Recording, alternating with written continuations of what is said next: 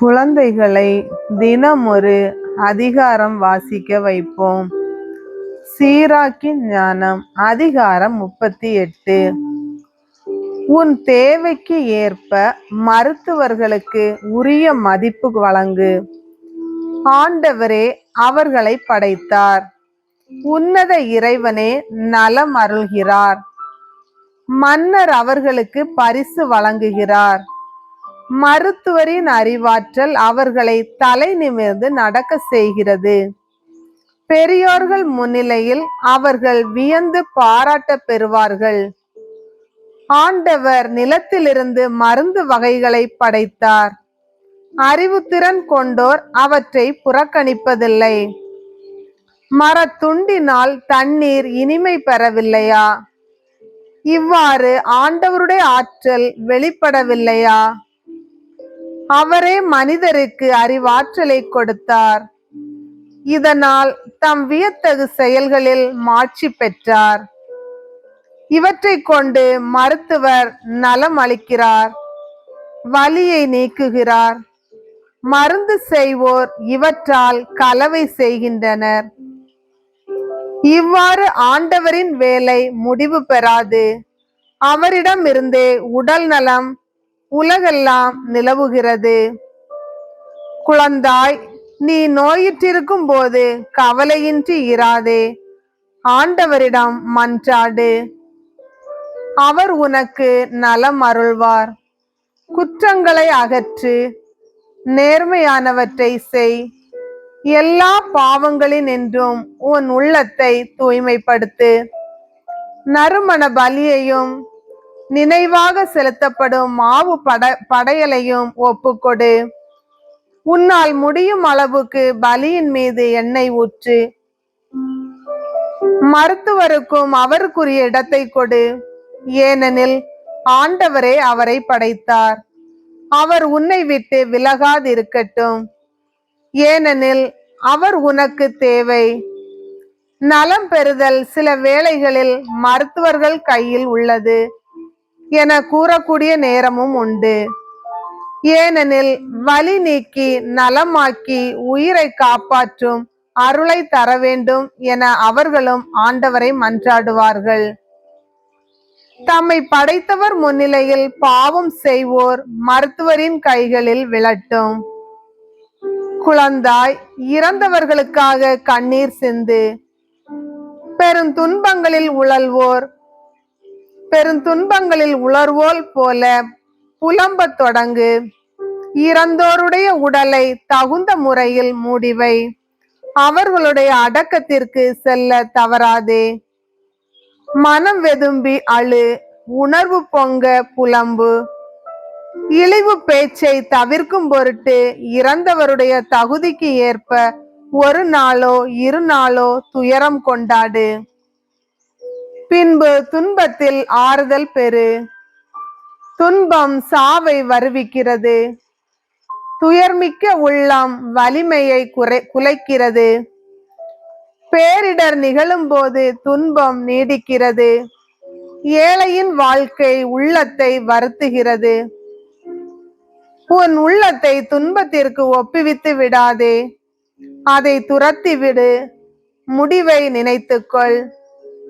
மறந்து விடாதே, இறந்தோர் திரும்பி வருவதில்லை. அவர்களுக்கு நீ நன்மை செய்ய முடியாது.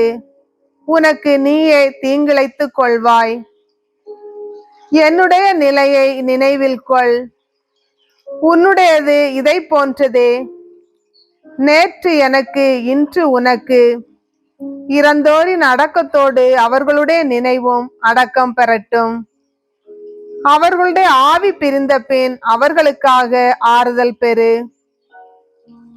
ஓய்வு நேரம் மறைநூல் அறிஞரின் ஞானத்தை வளர்க்க வாய்ப்பு அளிக்கிறது. குறைவான செயல்பாடு உள்ளோரே ஞானத்தில் வளர்வர். கலப்பையை பிடிக்கிறவர் தாற்றுகோலின் பிடியில் பெருமை கொள்கிறவர். எருதுகளை ஓட்டி அவற்றில் வேலைகளில் மூழ்கி இருக்கிறவர். இளங்காளைகளை பற்றியே பேசிக் கொண்டிருக்கிறவர் எவ்வாறு ஞானத்தில் வளர்வர்? அவர்கள் உழுசால் ஓட்டுவதில் தங்கள் உள்ளத்தை செலுத்துகிறார்கள். இளம் பசுகளுக்கு தீனி வைப்பதில் விழிப்பாய் இருக்கிறார்கள். இவர்களைப் போலவே எல்லா தொழிலாளரும் கைவினைஞரும் இரவு பகலாக வேலை செய்கின்றனர். செதுக்கிய முத்திரைகளை உருவாக்குவோர் வகை வகையான மாதிரிகளை உருவாக்குவதில் ஊக்கம் கொண்டிருக்கின்றனர். உயிரோட்டமுள்ள உருவங்களை படைப்பதில் மனதை செலுத்துவோர் தங்கள் வேலையை முடிப்பதில் விழிப்பாய் இருக்கின்றனர். இவர்களைப் போலவே பட்டறை அருகில் அமர்ந்திருக்கும் கொல்லர்கள் இரும்பு வேலையில் குறியாய் இருக்கிறார்கள். நெருப்பின் வெப்பம் அவர்களது சதையை சுடுகின்றது. உலையின் வெப்பத்தில் அவர்கள் போராடுகிறார்கள். சம்மட்டியின் ஒலி அவர்கள் காதை செவிடாக்குகிறது. செய்யும் களத்தின் மாதிரி மீது அவர்களின் கண்கள் பதிந்திருக்கின்றன. வேலைகளை முடிப்பதில் அவர்கள் மனதை செலுத்துகிறார்கள். அவற்றை அழகு செய்வதில் விழிப்பாய் இருக்கிறார்கள். இவர்களைப் போலவே வேலையில் அமர்ந்திருக்கும் குயவர்கள் தங்கள் கால்களால் சக்கரத்தை சுழற்றுகிறார்கள். எப்போதும் தங்கள் வேலையின் மீது ஆழ்ந்த கவலை கொண்டிருக்கிறார்கள். அவர்களின் முழு வேலையும் அவர்கள் செய்த கலன்களின் எண்ணிக்கையை பொறுத்துள்ளது. அவர்கள் தங்கள் கைகளால் களிமண்ணை பிசைகிறார்கள். தங்கள் கால்களால் அதனை பதப்படுத்துகிறார்கள்.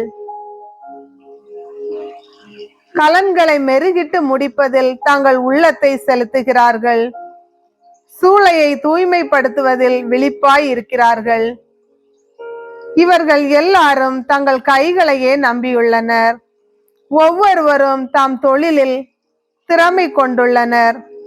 இவர்கள் அன்றி நகர்கள் குடியிருப்பாரற்று கிடக்கும். அவற்றில் எவரும் தங்கி வாழ்வதில்லை, உலாவுவதும் இல்லை. ஆயினும் இவர்கள் மக்கள் மன்றத்தில் தேடப்படுவதில்லை, மக்கள் சபையில் முதலிடம் பெறுவதில்லை.